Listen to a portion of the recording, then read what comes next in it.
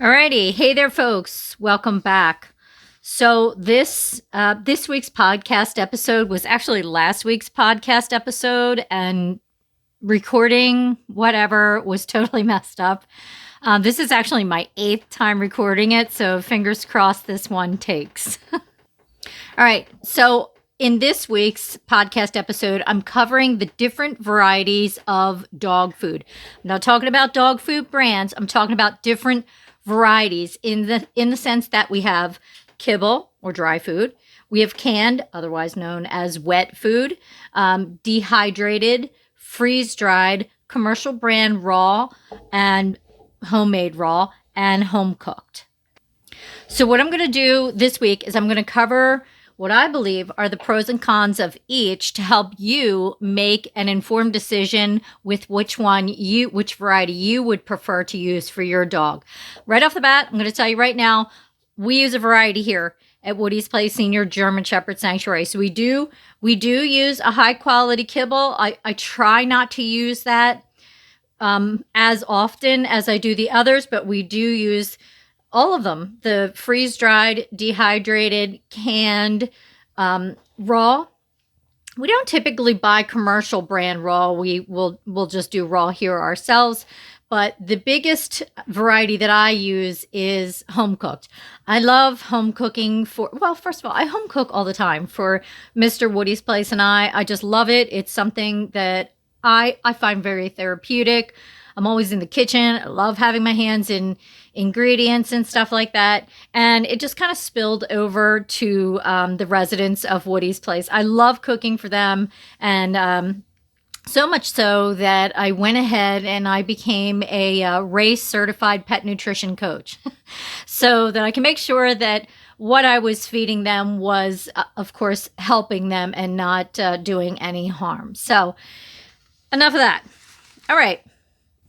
Choosing the right brand of dog food, it can be a daunting test. I mean, if you go into any big box pet food store or you go, look up like dog food online at the major distributors, Amazon, Chewy, Pet Flow, all of them, oh my gosh. I mean, your head can spin with all the different types of dog foods out there, the brands and the types and the varieties as well. So obviously coming up with the best it's almost like you need a college degree and to be a sleuth to figure out which one is the best.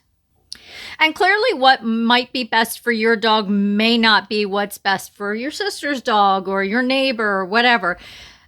Picking a dog food, the brand, flavor even, and the variety is a very, very personal preference. And most people make that decision based on veterinary advice, scientific research, and most of all, the marketing and advertising, which really comes at us like just a pack of, hungry wolves. There are 6 major pet food marketers here in the United States. It's a $30 billion industry, and they all want our money. So this to me is one of the cons, clear across the board, whether you do whether you do kibble, canned, dehydrated, freeze-dried, whatever. If you're buying your dog's food from the store, there's marketing and advertising involved. And sometimes, and I'm not saying this is all the time, but a lot of the time, they're really churching up the images on the bags and trying to make it look like it's real ingredients and wholesome and nutritious and the best that you could possibly do for your dog. But is it really? We're going to get into that. So for me, clear across the board, one of the biggest cons in every variety here that I'm going to go through and con, like maybe pun intended, is marketing and advertising. Like I said, they all want your money. Sometimes there's vague descriptions being used on these bags. Sometimes they're out and out misleading and deceptive. And think of ingredient words on the bag or in the ingredients say all natural, but it's not really, or the ingredients are questionably sourced. So clear across the board, marketing and advertising is a big con for me. That is me by nature. Number one, you really have to win me over. And someone once told me I have a good bullshit barometer, and I do.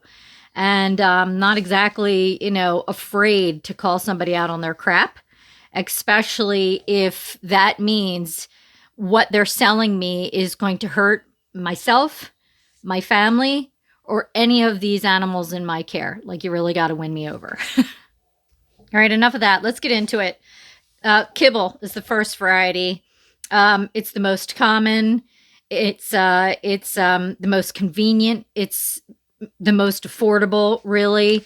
And the marketers have us convinced that we don't need to think twice about using their product, that in that bag, it's just one and done. That's all our dogs are ever going to need from the time they're born to the time they die. But is it really? So let's just get into the pros. Number one, it's super readily available, unless there's like a pandemic, but it's like in every grocery store. It's even in the dollar store. A lot of the times you'll even find an aisle in a hardware store that sells it. I mean, it's readily available.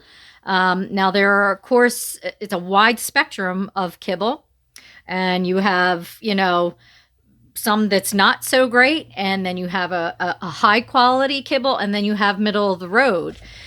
So obviously, if you're, you live in an area like me, it's a rural area. We don't. It's like 30 minutes to the closest Walmart. Like, we're not, we have woods.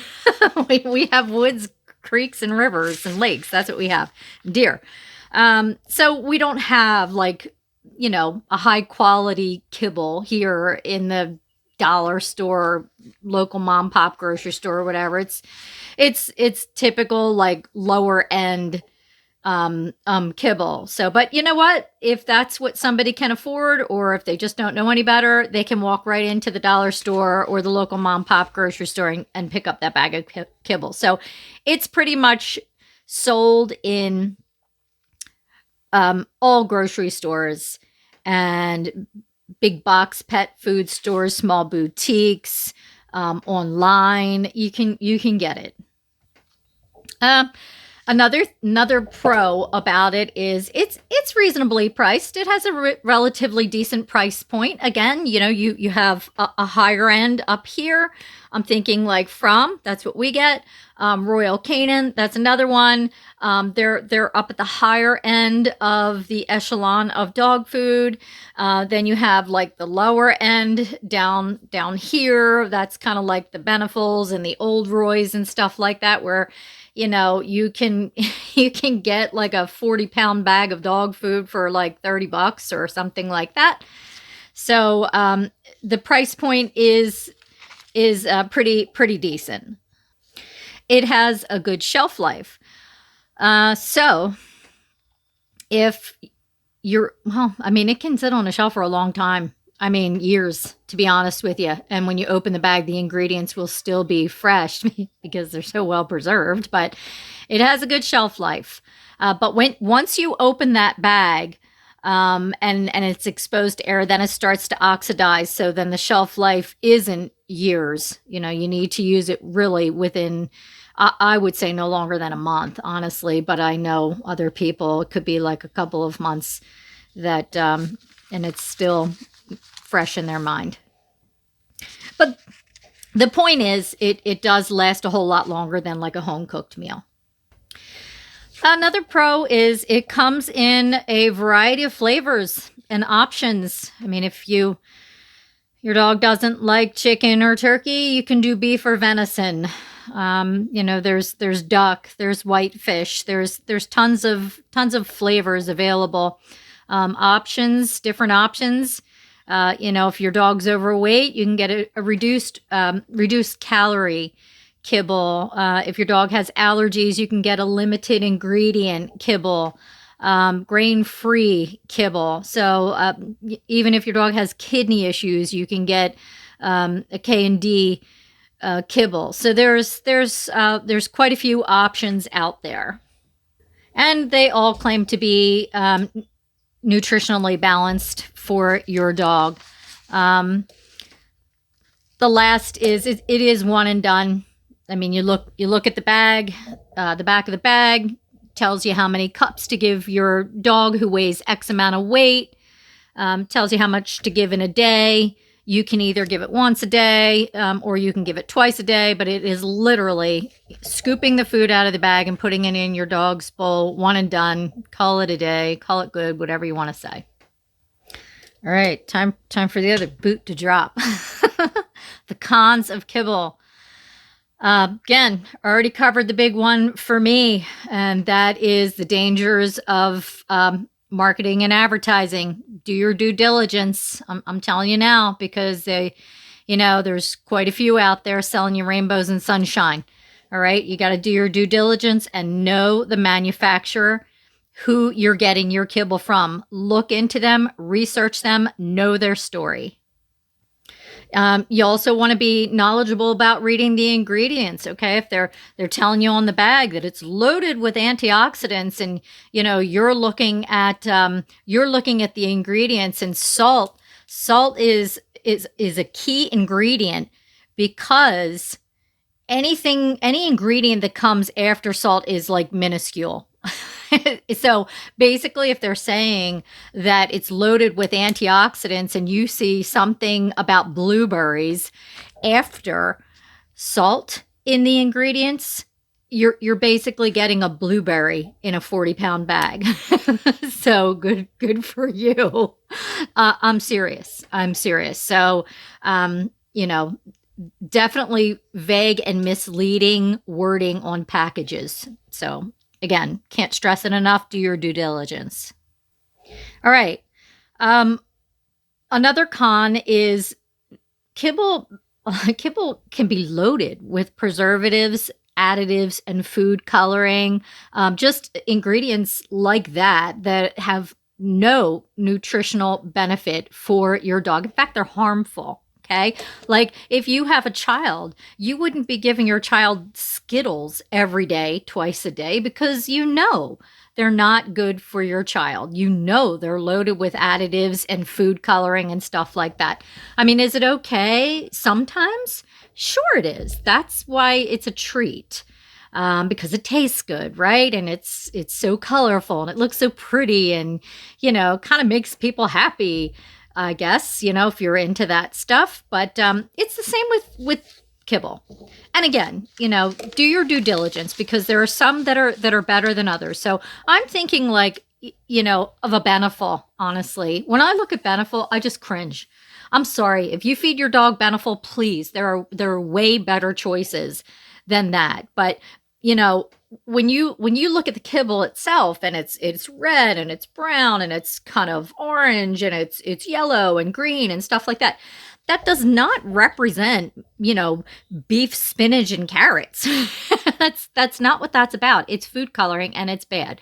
As are the preservatives and additives that lend to that super long shelf life. There is a price to pay for that, and it's your dog's health. Another big con for me is, again, and I'm not talking about all kibble here. I'm talking about, some kibble. Again, because there are manufacturers out there, they're usually smaller, that aren't doing, what maybe bigger manufacturers are doing. So another con for me would be low quality and even questionable ingredients. Okay. So if you're looking again at the label, let's just say it's, loaded with protein or whatever, and you're looking at the ingredients of the bag, and you see, 4 or 5 different types of peas, or, variations of peas in your bag, where it's pea protein powder or protein pea whatever. There's that's a red flag. Right? You don't want that. That's a cheap filler. That's a cheap excuse for protein. They're not offering you lean, fresh meat. They're selling you protein, but it's a filler. It's just a lower end, and it's not good for your dogs. The questionable ingredients, and there have been some horror stories, folks. If you read about this, it's no joke about manufacturers of dog food getting sick and dead animals from slaughterhouses. Seriously, roadkill. I'm not joking. In the food being called meat byproduct. That's to me, if I'm spending $100 on a bag of dog food and I see meat byproduct, I'm not buying it. I'm not buying it, because they are not saying exactly what that meat is and where it was sourced from. And to me, that is a greasy marketing tactic. So again, do your due diligence, because you want what's best for your dog. I know you do. Sorry. Kibble also has a tendency to be pretty carb heavy, which is something else you don't want for your dog. Recalls, salmonella, E. coli, certain level of mycotoxins, too much vitamin A, too much vitamin D. These are all scary things, and we are trusting these manufacturers to keep our dogs healthy, but then accidents like this happen, right? And for me, again, one and done. If I'm with a pet food company for certain reasons, and there's a pet food recall, and I know my dog has eaten that, trust is gone. I'm a tough customer. Another con is the very process of making the kibble is actually a carcinogen to our dogs.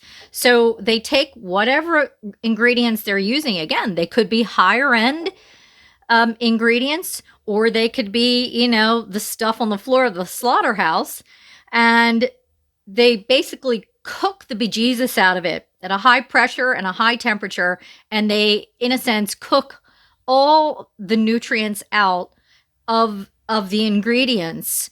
And that's a carcinogen. That would be like us breaking out our Blackstone grill, and cooking up hot dogs and hamburgers every night on the grill, and it's nice and charbroiled on the outside and all that stuff. It's a carcinogen. I mean, yeah, do we like it? Yeah, for the most.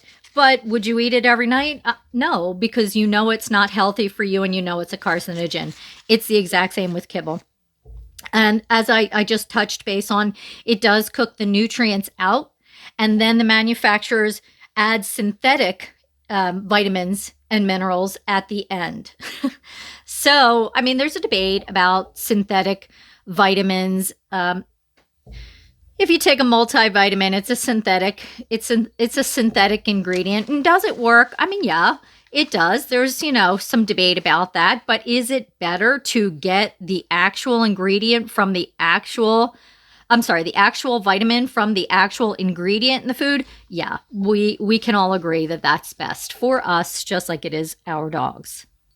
All right, and as I touched base earlier, once you open that bag, it starts to oxidize. There's typically fat sprayed on the kibble. That makes it appealing to your dog. Once that fat is exposed to the air, it starts to become rancid. The vitamins also start to deplete. So you want to use that, or diminish, sorry. You want to use that bag as quickly as possible. A little side note about this. So how you store your kibble. Some of them have like a nice, like kind of like a Ziploc seal on the top that you can just, use, scoop out what you want and then reseal it, and that's great. Others don't. Others, you have to like cut it open. So here's what I do here at the sanctuary. I have plastic containers on wheels with lids. However, I do not dump the dog food in that plastic container. I leave it in the bag. And then I put the whole bag in the plastic container. The reason I do this is because, again, that fat on the kibble, it can build up in the plastic container. You'll see it. It's like a film on the container, the inside of the container, and it's rancid, and it can make your dog sick. The other thing is kibble itself kind of etches the inside of the plastic container, and that makes it susceptible to bacteria being built up in there and germs and stuff like that. And if you don't clean it out, again, your dog's. It would be like us having a steak and eating off the same plate for a month without cleaning it. It's just gross. Don't do it. All right, moving on. I know I'm kind of talking fast, but I got like 12 pages of notes. I got a lot to cover here. Next is canned, otherwise known as wet dog food. It's the next most popular variety of dog food, but is it better for them? All right, we're going to find out. So let's jump right into the pros. It is actually better than kibble in the sense that it's wet, so it's hydrated, and this is fantastic for dogs who have are prone to becoming dehydrated. Maybe they just don't drink enough. Maybe you live in a really hot climate. Maybe they're older and they just or they're on medication that dries them out some. So it's good in that sense. The other thing is if you have a dog that's older or even younger and they have problems with their teeth or they're missing teeth, obviously, they're not going to be able to chew kibble. If you give them kibble, they're probably just swallowing it. And how great is that? It's not. Like nobody just wants to swallow their food, and your dog doesn't want to either. Canned is better. All right, because they can, if they don't have teeth, they can kind of slosh it around in their mouth a little bit. And it's just better for them if they have dental problems. Just like canned, it is just like kibble, it is nutritionally balanced. It also comes in different flavors, right? Just like I was talking about with kibble, chicken, beef, venison, turkey, duck, whitefish. There's salmon. There's definitely different varieties. Canned food also comes in different textures, so that's kind of cool. And when I say different textures, I mean like you can go and get pate, just like cat food, or you can get something that looks sort of like beef stew, right, with chunks in it, with actual chunks in it, and real food that you can actually see. And I would think this would be pretty appealing to all dogs, but it's especially appealing to picky dogs. Again, because of the moisture content, it's easier to digest than kibble. And also, if you have a dog that has like some GI problems, like maybe diarrhea, or I'm sorry, not diarrhea, constipation, it helps with that because, again, it has a higher moisture content. Another pro about canned is the protein is usually higher and the carbs are usually lower, which I think is fantastic. Also, because they're in a can, they are airtight, so they don't need a whole lot of synthetic preservatives, which I was mentioning earlier. Any ingredients that are in it, like meats, retain their natural taste and flavors better than they would in a kibble. There's no prep work, and the shelf life is good. Cons of cans.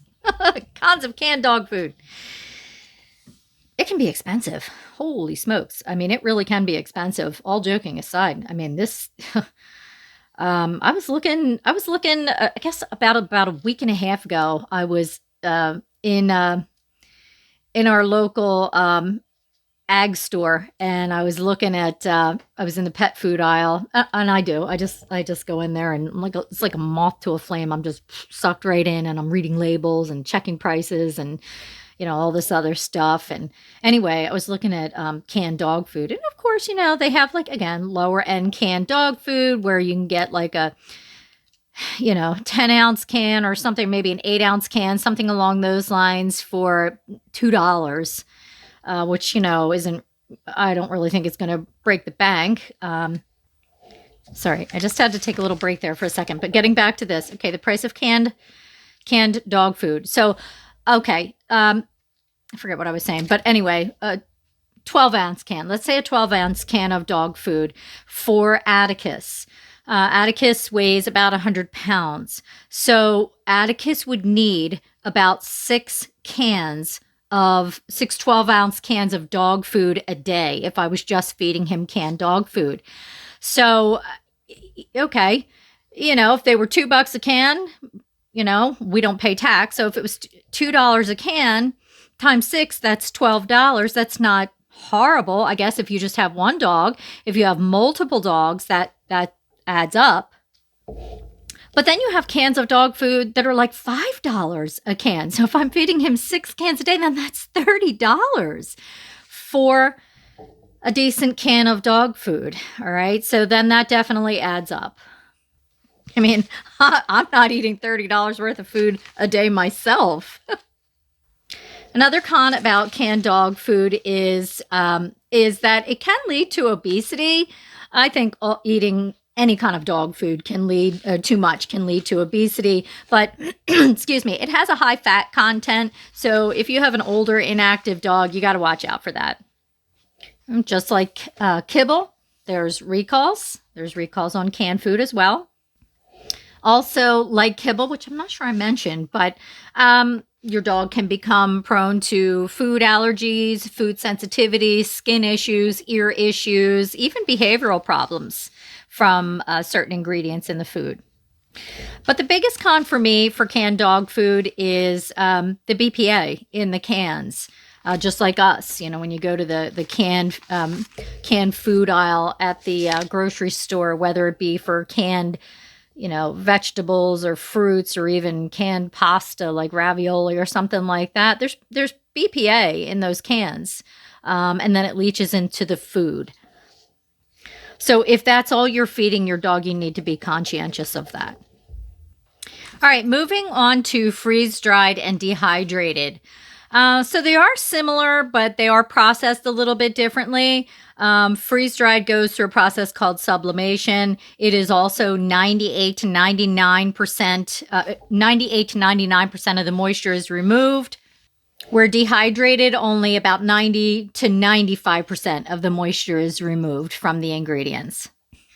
Both are in my opinion, healthier options than canned and Kibble. Oh, Kibble for sure. But both are pretty costly. All right, I'm doing these two together. So the pros.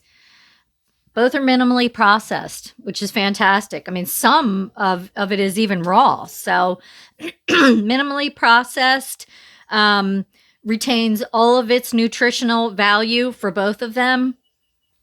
They're typically high quality ingredients. Now, the 6 big pet food manufacturers have jumped on the freeze dried and dehydrated gravy train, if you will, and so I would definitely I like I said, pour over every bag anyway, but definitely read the package itself. Everybody's got a cell phone in their hand now. If you're curious about a freeze-dried brand of food or dehydrated brand of food, whip out your phone. Start doing a little bit of investigating before you purchase that product, because it is costly and it is an investment, and you're buying it because you think you're buying the best, right? So definitely, again, back to the marketing. Check it out.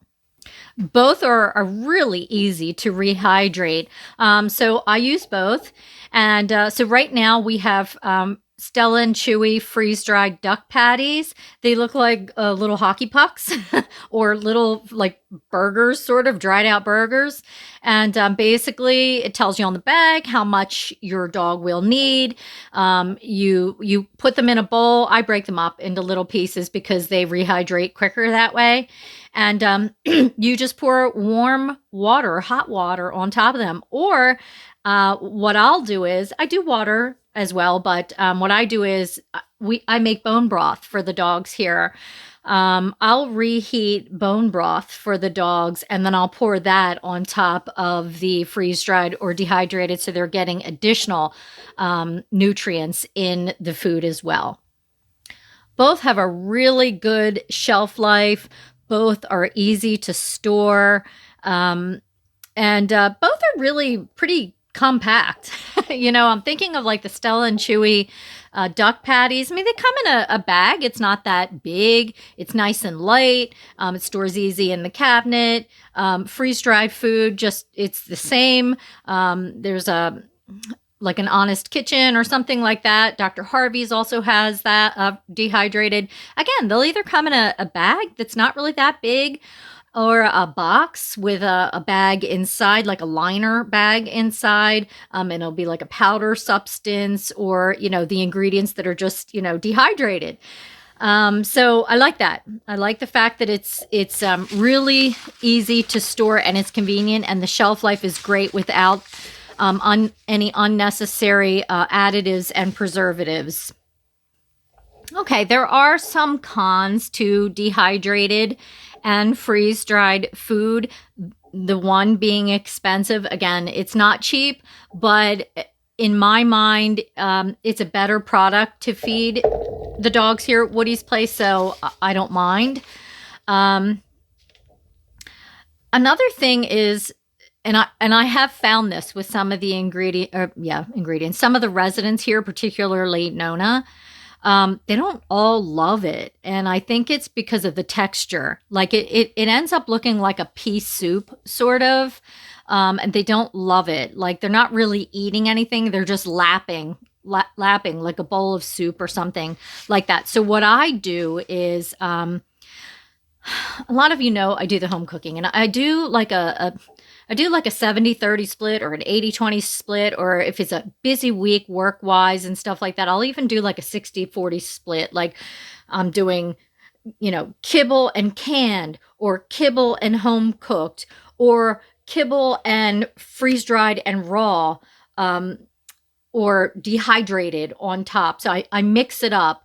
And that's definitely what I do with the freeze-dried and dehydrated. I don't give it to them just that. I'm always mixing it with something else, because again, I do have some picky eaters here, and for some reason they just don't like, I think, that texture or consistency that comes from the freeze-dried and dehydrated.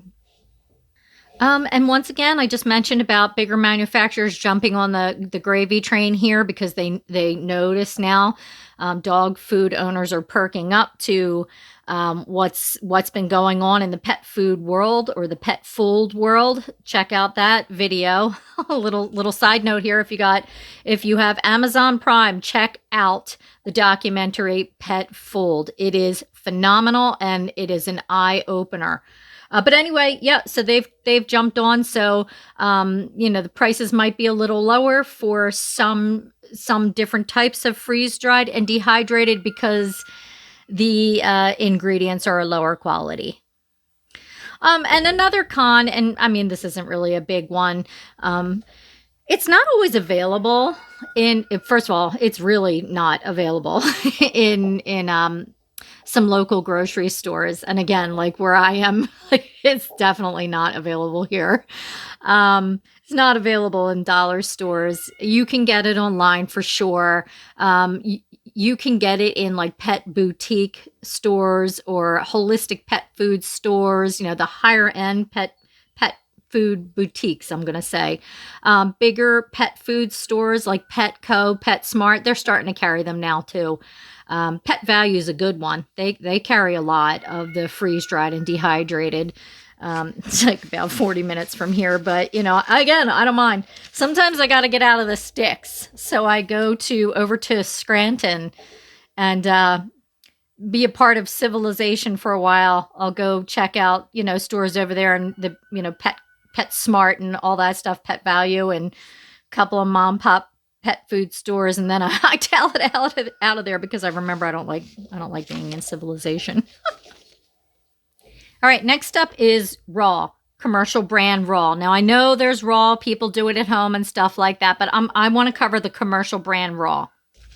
Um, all right. Again, I will grab commercial brand raw. Sometimes there's Pet Fresh that comes in like a giant tube or in a bag or something like that. The residents here, they do like it. Brandy toward the end. Oh my God, the poor girl. I was using that for her predominantly, but then she would also want like cans of Beneful, not cans, like the cups of Beneful or whatever. People donate stuff to us, and usually I put it in the pet food pantry. But I was trying to this one time, just trying to get her to eat something, and I thought, well, let me just try this and see. I mean, at that point, she's on her way out of this world. What difference does it make? She loved it. She loved it. But to me, it's like McDonald's. Or mixed sickness, as I like to call it. Like, for some reason, we're drawn to it. We eat it. We feel bad afterwards. We don't touch it again for a long time. But yeah, she would go from the commercial brand raw to Beneful. But one of the good things about commercial brand raw is it provides all the nutritional benefits that we want from raw without the risks. I mean, don't get me wrong, there are still risks again because recalls happen, but they go through such a stringent process of rules and regulations to get this raw into the freezers and refrigerators in our pet food stores that chances of something happening are a whole lot less than if it was us just going to the store and buying ingredients and whatnot. I don't know, maybe not.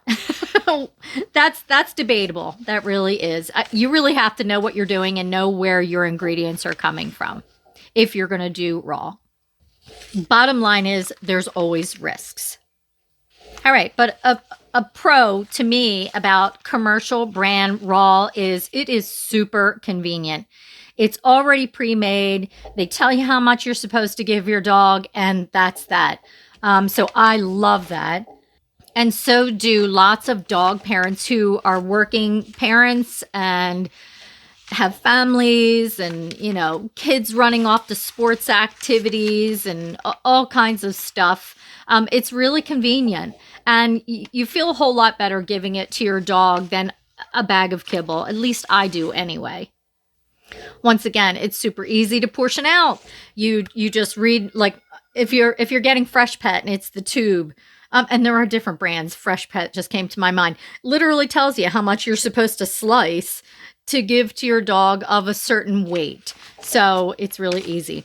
It's easy to store. Some of it is stored in the refrigerator. Others is stored in the freezer. So it's really pretty easy to store. And I don't really think it takes up a whole lot of space, but that could be a con for some people. It's limited, if any, of preservatives, additives, and food coloring, which is also it's also a big plus for me. And another pro would be it is the closest to evolutionary, biologically appropriate diets of ancestral dogs, which is appealing to a lot of people. All right, the cons. There's really not too many, but you do have to trust the company that is manufacturing the food. Again, can't stress it enough. I sound like a broken record. Do your due diligence. It can be expensive. It is pretty expensive, actually, if you're buying commercial brand raw dog food. It's not always great for sick dogs, dogs who are immunocompromised, because the meat, if it's raw, still may contain pathogens that can make them sick. And dogs who are older, geriatric, or immunocompromised may have a harder time coming back from that, fighting that off. Again, if it's got to be frozen, kept in the freezer, it has to stay frozen until you're ready to use it.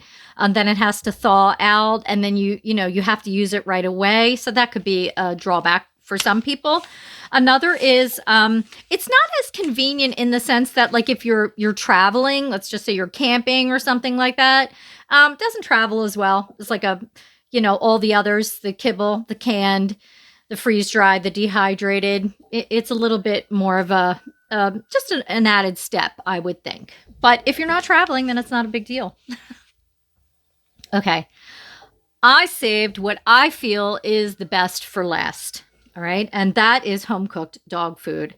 Obviously, as dog food or as dog parents, we want what's best for our dogs. There's no doubt about it. A lot of us want the best thing for our dogs because we love them. They're family and we want them to be with us for as long as possible, enjoying their time here on earth. So one way to ensure that your dog is getting the best nutrients possible is to cook yourself. If you're into that thing. If you're not into that thing, I totally get it. But I understand it may be a daunting task. And again, it's time consuming and not everybody wants to be in the kitchen all the time. But there are so many benefits to cooking your dog's meal from scratch with your own two hands. One right off the bat that I can think of is you have complete control over what is going into that meal. All right.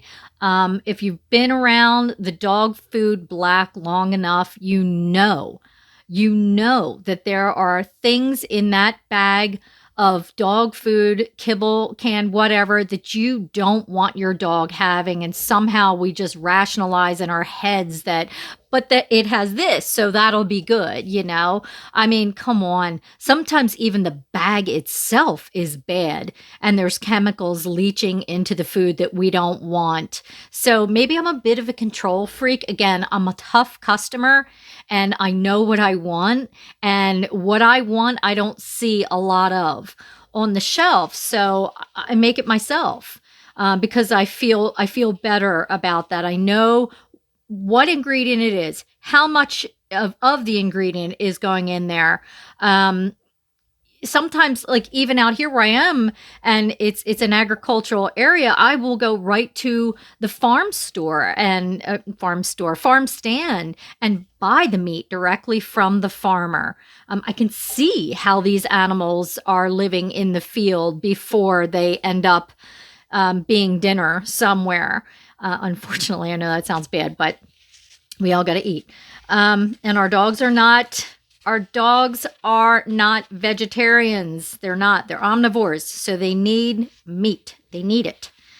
All right. So there's no byproduct in it. There's no preservatives in it. There's no additives in it. I'm not putting food coloring in it. I'm not putting in any unnecessary ingredient to keep it on a shelf for 25 years or whatever. And the same can be for you if you choose to cook for your dog. Another pro is by home cooking for your dog and adding the ingredients you want, you can tailor the meal to your dog's needs. If you have a dog that's allergic to chicken, well, you don't add chicken. You don't add any chicken product to it.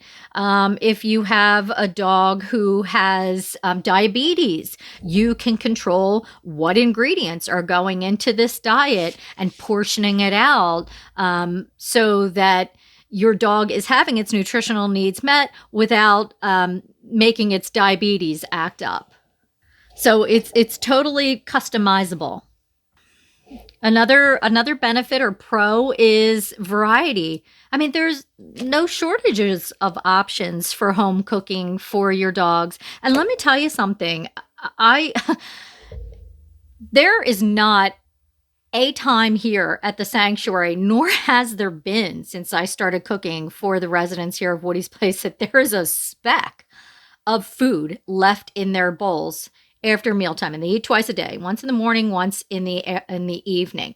I mean, they lick their bowls clean. And I mean that. And then after they lick their bowl clean, they're running over to someone else's bowl that walked away to lick their bowl to see if there's anything else in it. So they are super, super excited to eat because it's real food and they need real food. It's minimally processed. So my motto for home cooking for the dogs is low and slow. That means, like right now I have in my Instant Pot. I have it on slow cooker right now. I have a whole roasting chicken in there. I have some sweet potato in there. I have some carrots in there, and I have bone broth in there, and a little bit of golden paste in there. I also I grow herbs here at the sanctuary. So I have thyme, I have parsley, and I have a little bit of marjoram in there for them as well. And then once it's done, I'll add some blueberries to it or apples, something along those lines, maybe a little bit of pumpkin even. And then I'll give it to the dogs. If I'm worried about it not being nutritionally balanced, which that's something I'm going to get into later on in this season, balancing the meals so that you're making sure all their nutritional needs are met. You don't have to make sure every single meal is nutritionally balanced, okay? But you do have to make sure their nutrients are being met like within a certain amount of time. But not every single meal needs to be nutritionally balanced. But that being said, you can add synthetic nutrients to their meals. And there are commercial brand varieties out there. I know Dr. Becker, Karen Becker, she has a good one. It's called Meal Mix. And it's comes in a box, and there's individual sleeves inside the box, and basically you just cut one of the sleeves open, and it's like a powdery substance, and you add it directly to your dog's home cooked meal and stir it in. They don't know it's there, but then it's voila, nutritionally balanced. So it's not as hard as some people make it out to be.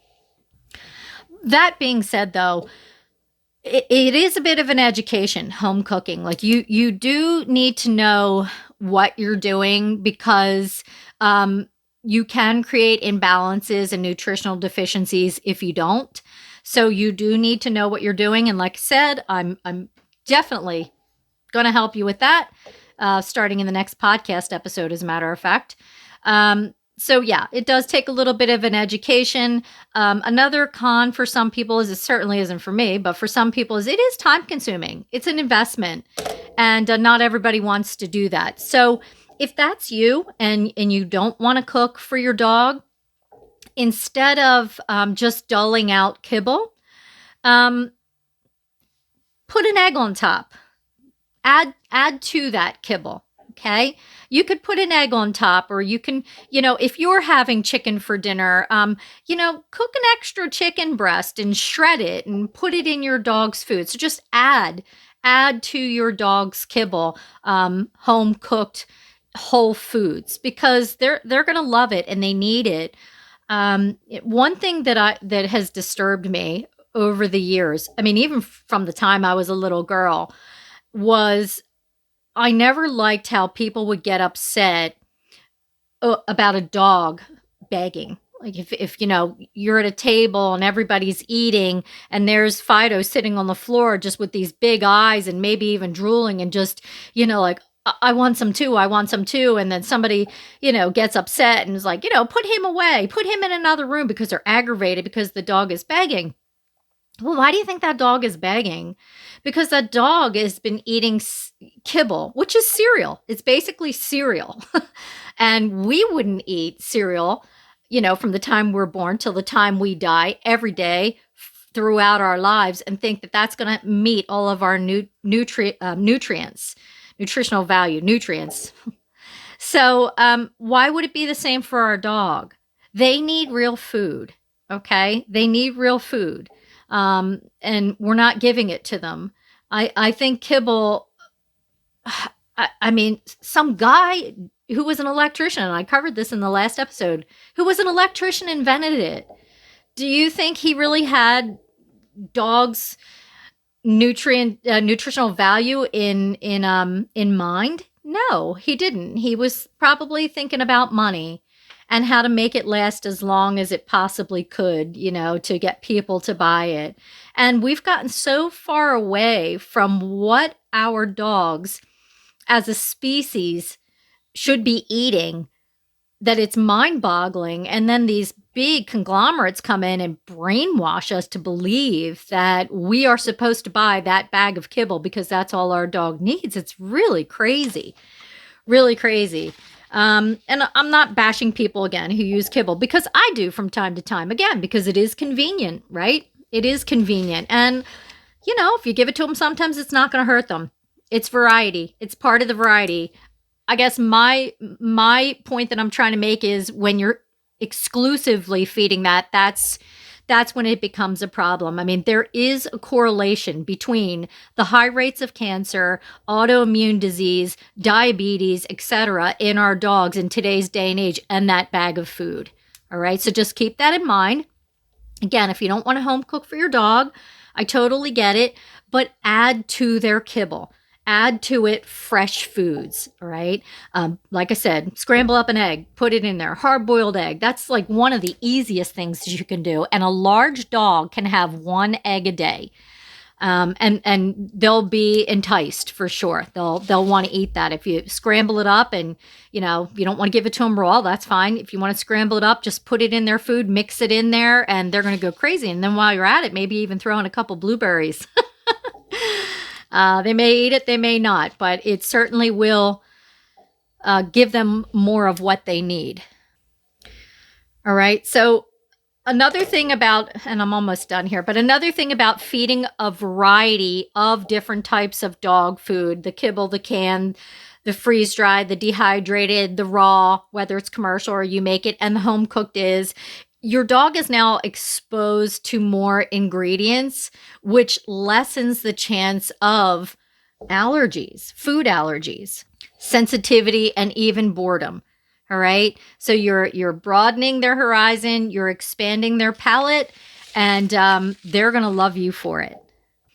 And also, and finally, whatever you're feeding your dog, please make sure it's high quality and minimally processed. Doing so plays a crucial role in preventing things like heart disease, cancer, obesity, and diabetes. And again, when your dog looks great and is healthy, you feel better. All right. I think this is the longest episode this season, but we had a lot to cover. Thank you for hanging in there. If you can think of any other pros and cons, I'd love to hear about it. All right. Just put it in the comments section, and I'd love to have a chat about it with you. All right, folks. Until next time, be well.